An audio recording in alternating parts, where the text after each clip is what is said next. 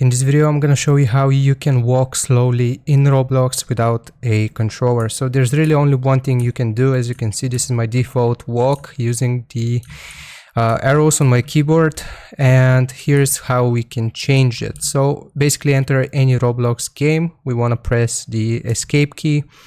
Then from here we want to go to settings, and we have to change the movement mode to click to move, and then we have to press on resume. So as you can see now, if I just right click anywhere, it looks like I'm walking slowly in Roblox, and there's a huge difference between this and the previous one that I showed you.